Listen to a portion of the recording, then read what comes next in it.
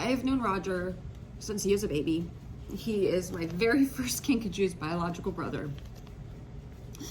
So when I was asked to take him in a little over a month ago, I didn't hesitate. I said yes. I didn't care that the reason was because they were having more children and wanted to get rid of their first baby. He was their first baby. I'm sorry. I'm so angry about this situation because there are so many things that could have been prevented. Please learn from Roger's story. One of the requirements to come to Kinkatopia is that your Kinkajou is spayed or neutered. Roger was not. I requested that he be neutered before he come here. His humans wanted him neutered and then to come directly here. I said, no, absolutely not. That's too much stress for an animal. I would have told anyone that. Roger needs to get neutered. He will recover at home. Then he will come to my place. Fine. Get a call. There's an emergency. Roger's getting neutered. They're unable to pick him up. They need me to go pick him up. I couldn't that day. So they boarded him overnight at this vet's office, and I went to go pick him up the next day. I shared with you guys the day that I got Roger that I was at a veterinary clinic, the one clinic that I do not recommend. And I'm just going to say this. Kinkatopia does not recommend Broward Avian and Exotic Hospital in Deerfield Beach, Florida.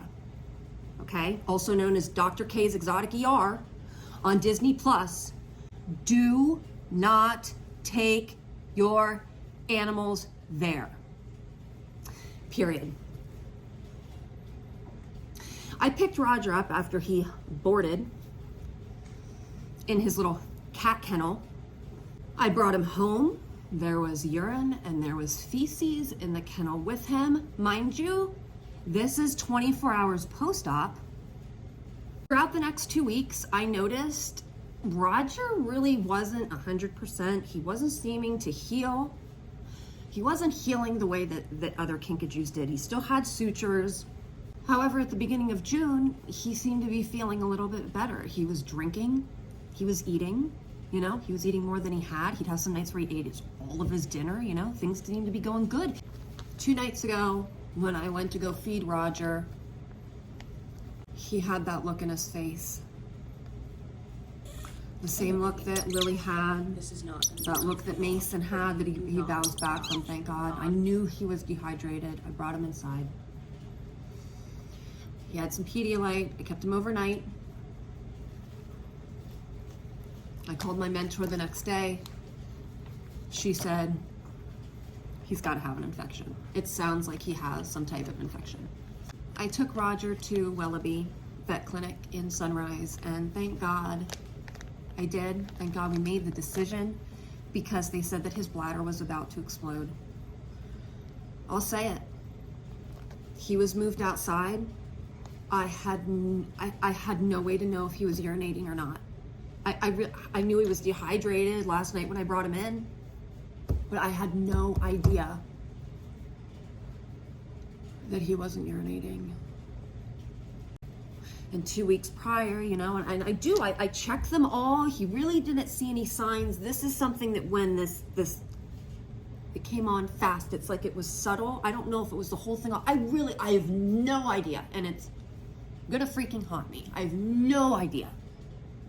Wellaby discovers that Roger has a horrific infection in his whole penis. And then I remember Roger sucked his private parts for comfort. So with kinks, some of them suck their hands. You guys see that with mine. Some of them suck their tails. Some of them will suck their privates. And I remembered from him being a baby.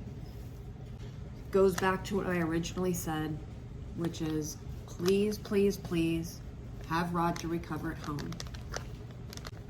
With having those tendencies for comfort, it makes perfect sense. It makes perfect sense. And he was in kidney failure today. We made the decision with our professionals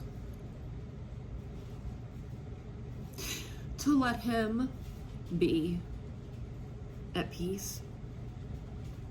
I called them. I left voicemails. I sent text messages. I sent instant messages. I sent Instagram messages.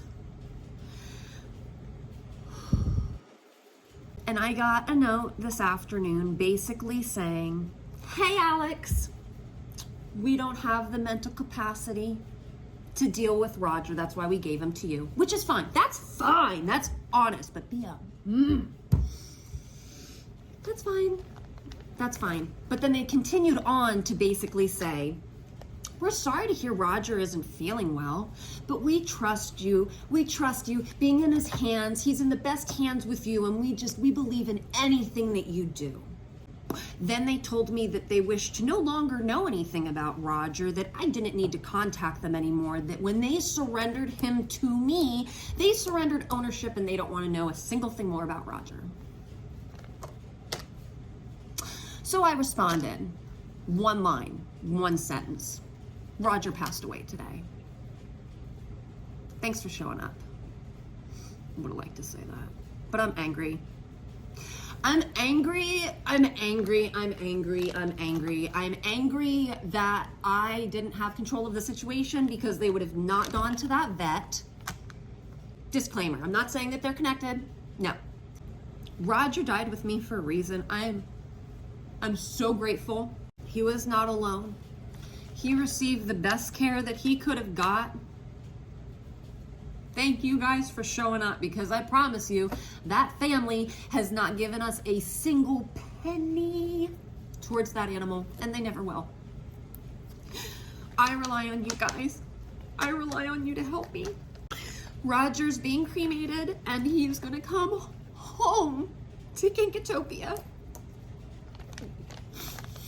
His little print and his ashes will be tattooed on me like everybody else.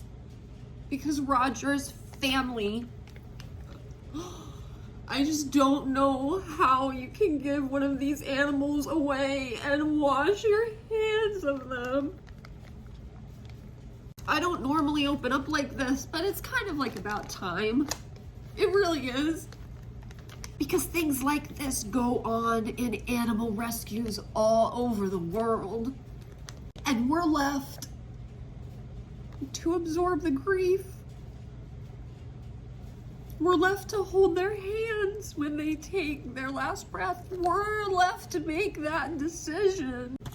I don't really know what else to say, other than this is a lot being piled on a lot. And to say thank you. Thank you for helping me cover Roger with love.